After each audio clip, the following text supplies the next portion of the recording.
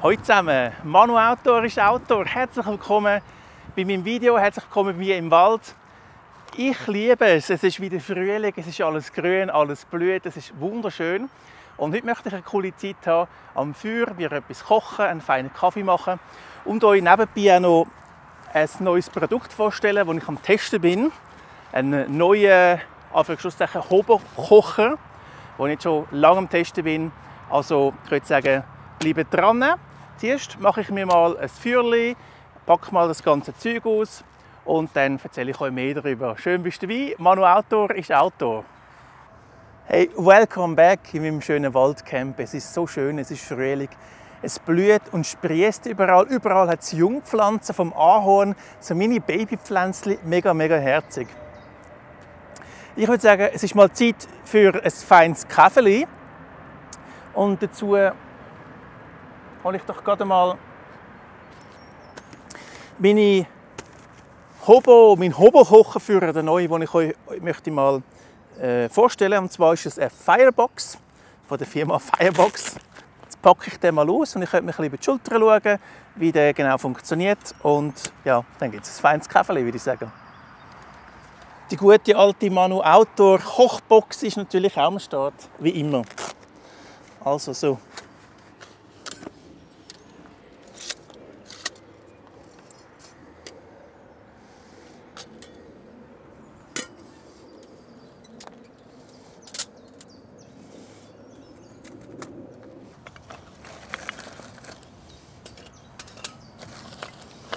Ich habe ein bisschen Holz von daheim mitgenommen. Es muss ja nicht immer direkt vom Wald sein. Ich habe gefunden, ich mache es so, wie ich es immer mache. Ich habe jetzt noch ganz wenig Wachs, Kerzenwachs in die Zeitung rein da. Also das muss ich noch zeigen. Ja, ein bisschen Wachs von einer alten Kerze da drin. So mache ich es meistens. Das ist so eine sichere Methode. Ich könnte jetzt auch noch mehr Federsticks machen. Aber so ist bei mir eigentlich ganz normal. Und da fuselt es unter.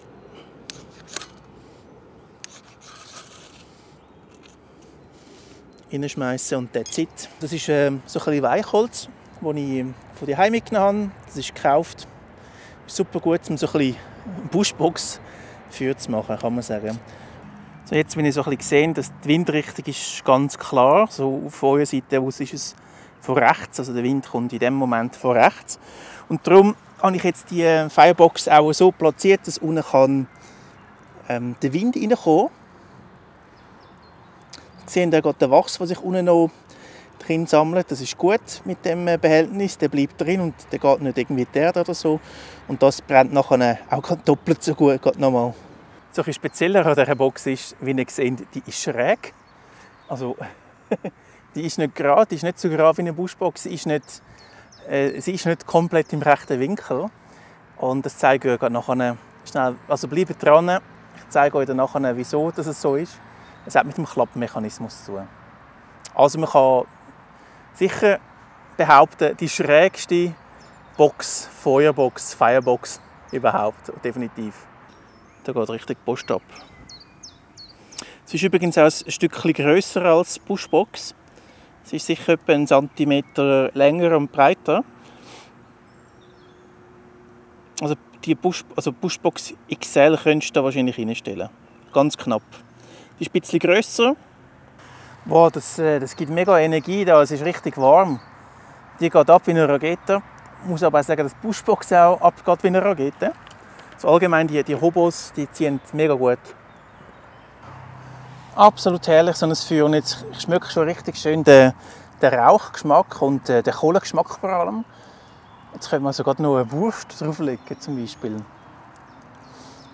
Ja, aber zuerst gibt es mal ein Kaffee und dann erzähle ich euch noch ein bisschen mehr über die Box.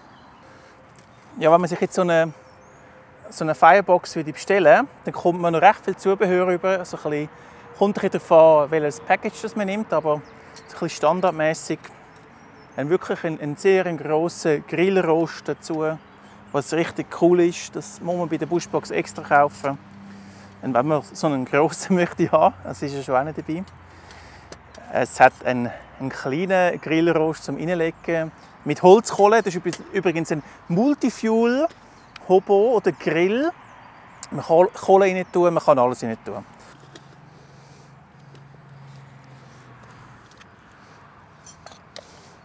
Ja, ich habe ein bisschen aufgerüstet, wie ihr seht.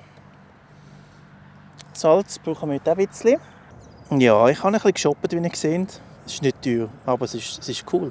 Das zeige ich euch in einem der nächsten Videos. So die Gewürzfläschchen und ja, Flüssigkeitsfläschchen. So. Jetzt kommen wir mal die Sticks drauf. Oh. So. Lassen wir es noch ein bisschen brennen, ein Stück weit.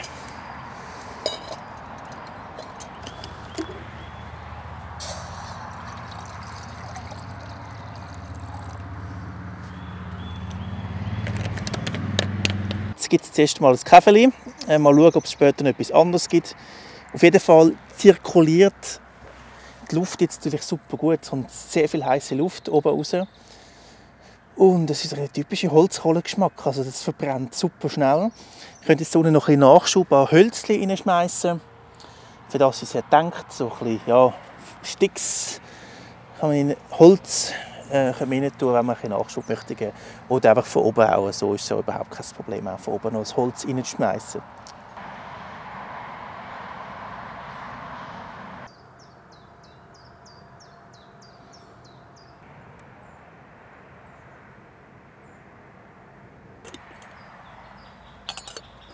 Braucht noch ein bisschen, aber es hat extrem viel Power da. Also, jetzt habe ich noch das Hölzchen reingeschmissen. Während jetzt da das Wasser schön heiß wird und mein Kaffee bald braut, möchte ich euch die Firebox noch kurz ein bisschen genauer vorstellen und ich würde sagen, blende ich euch gerade mal eine Sequenz ein, die ich vorne für euch aufgenommen habe. Also wie ihr seht, das Ganze ist ein klappbarer Hobo. Er klappt nur auf eine Seite. Es ist ein anderes System als von der Bushbox, weil es hat weniger Scharnier, es hat nur halb so viel Scharnier. Dafür ist alles intensiver. Die ganze Firebox ist knapp 1 Kilo schwer mit dem Aschblech plus den 4 Sticks dazu. Das ist alles massives Edelstahl, respektive es ist ein Carbonstahl. Das heisst, er kann rosten, er korrodiert. Was ich richtig cool finde und so ein absolutes USP von der Box oder Firebox ist, dass es da oben eine Luftöffnung hat und da eine klappbare, ja auch eine Luftöffnung kann man sagen, oder eine Topfunterlage. Und wenn ihr das jetzt mal anschaut, kann ich jetzt da einen Topf draufstellen, kann da aufmachen, habe eine Luftzirkulation von beiden Seiten her. Und das ist natürlich ein riesen Vorteil, weil man nicht irgendwie noch einen Aufbau machen muss, dass die Luft raufkommt. Also gerade wäre das eine Jägerpfanne verwenden oder ein grösserer Topf, wird mit der Bushbox einfach das Problem kommen, dass es oben abdichtet und dann sehr viel Rauchentwicklung gibt und ja, und das Feuer einfach nicht gut zieht. Und das ist da sehr gut gelöst bei dieser Firebox, dass einfach immer genug Luft reinkommen kann. Also, nochmal kurz zu den technischen Spezifikationen. Die Firebox, die wir hier haben, ist etwa 950 Gramm schwer, mit inklusive Aschblech und 4 Mini-Schaschlik-Sticks. Sie ist aus Carbon, Stahl. Ich würde sagen, Wandstärke ist etwa 1,3 mm dick, also dicker als eine Bushbox XL. Sie ist auch grösser als eine Bushbox XL. Sie ist 19 cm hoch und etwa etwas mehr als 12 cm ja, breit und lang, kann man sagen.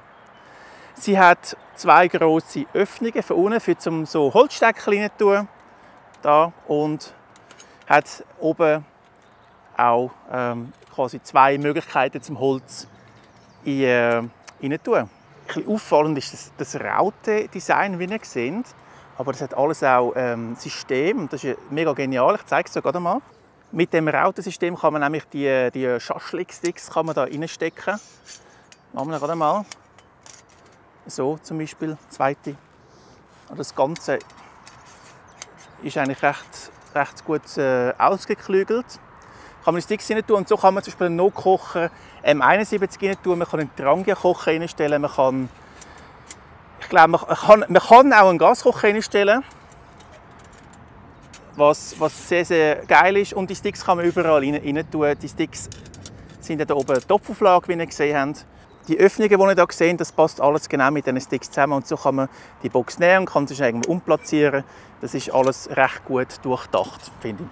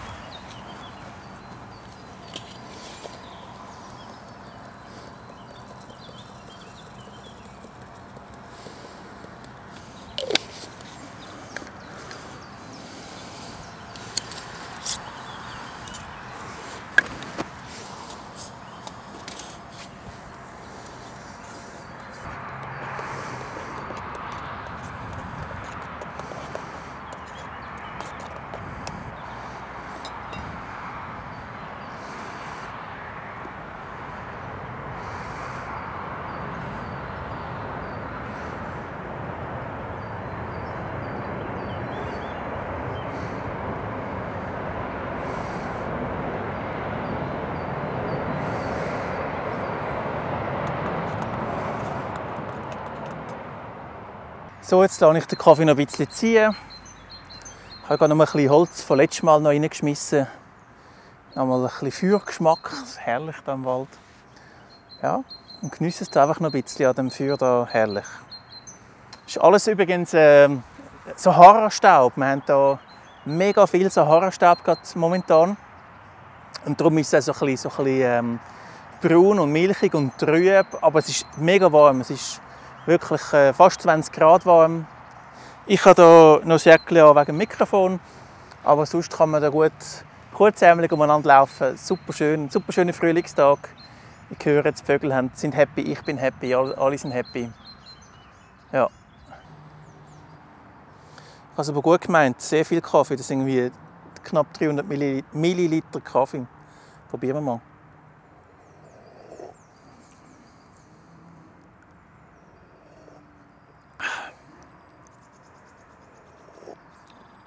Exzellenter Kaffee.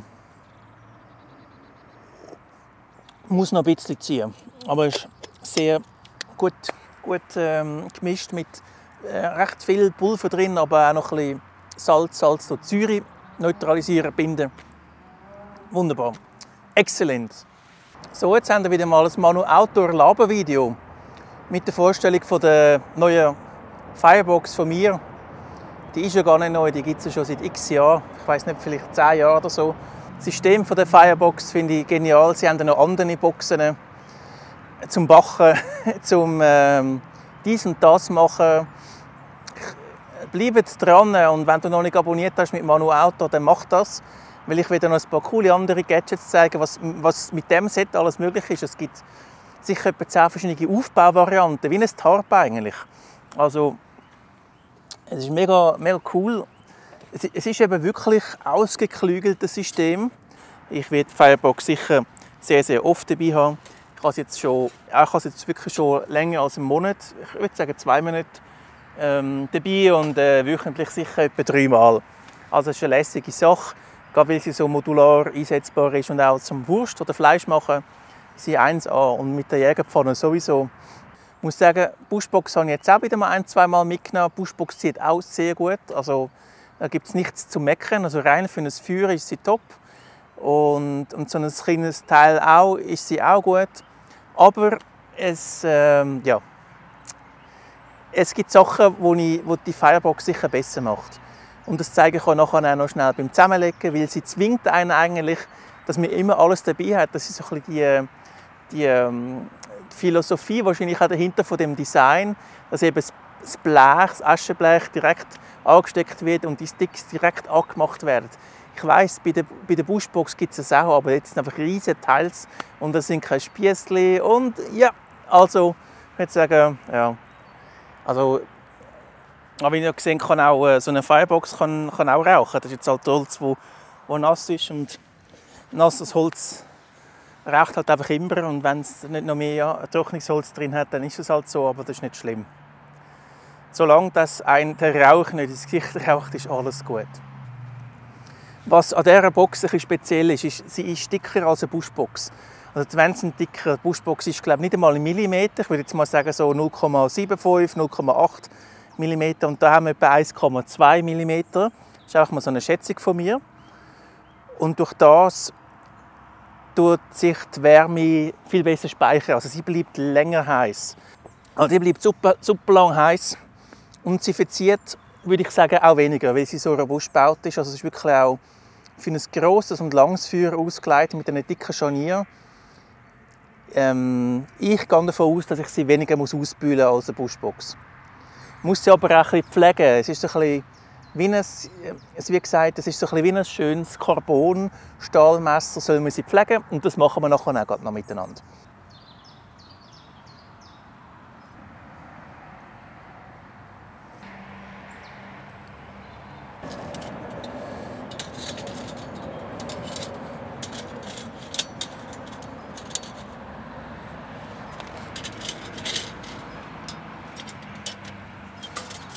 Jetzt lasse ich die noch ein bisschen auskühlen und dann wird die schön eingeschmiert.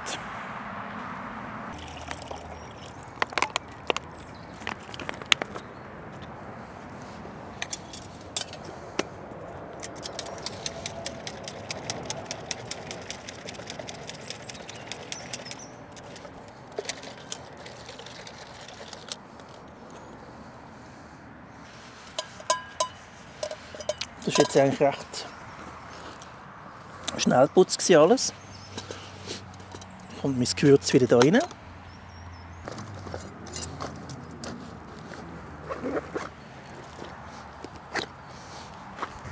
Also für alle die jetzt noch dran sind, richtig cool. Jetzt kommt so ein bisschen der krönende Abschluss, und zwar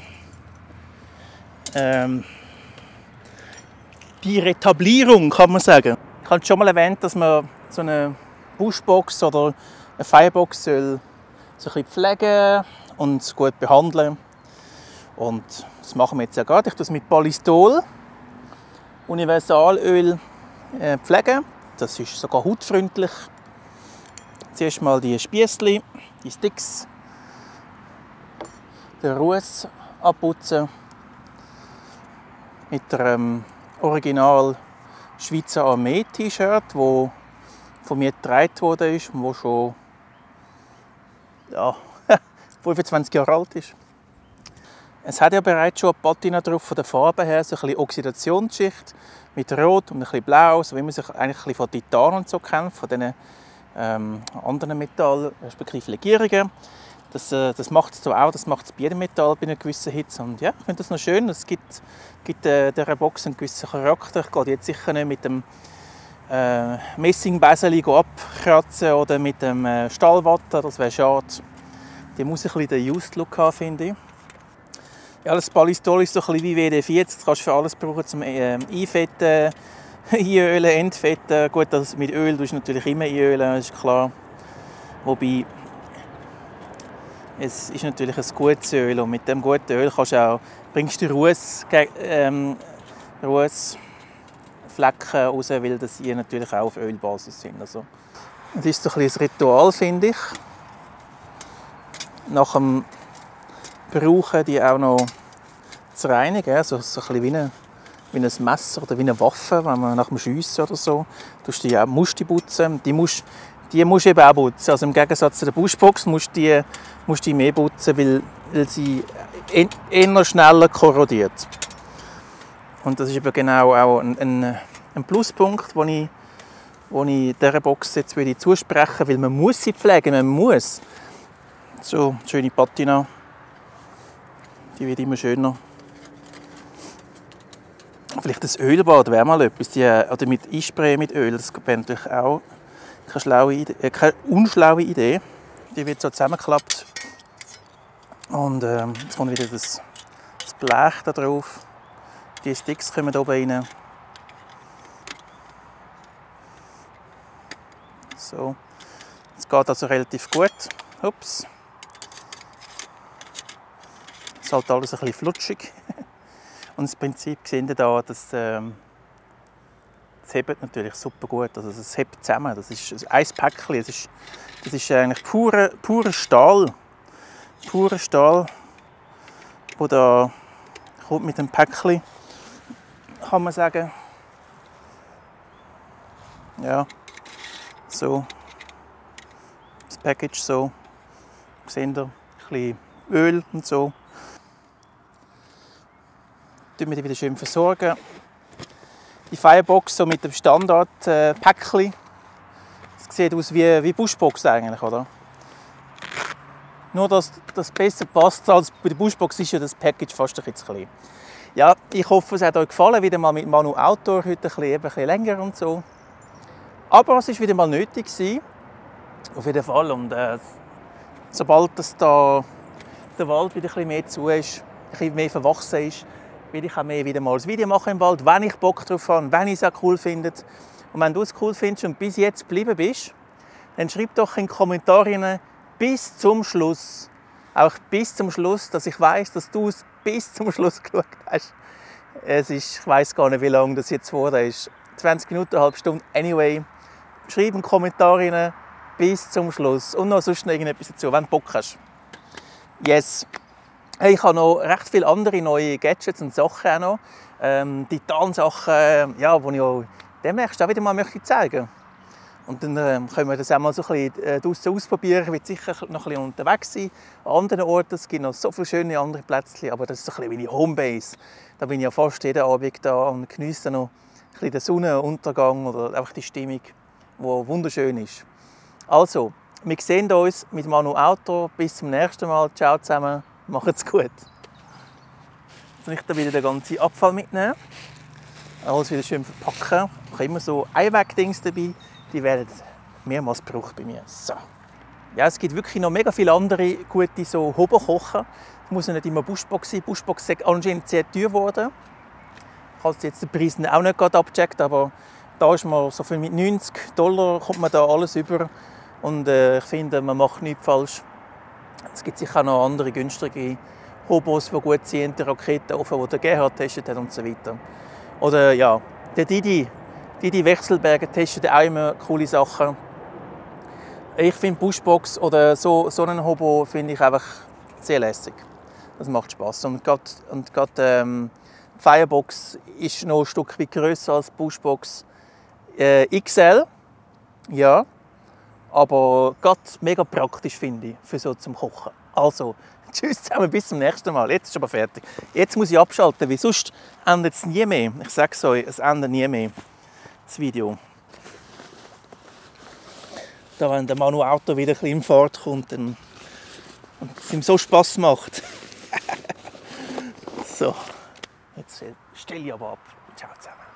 Bis bald wieder. Tschüss.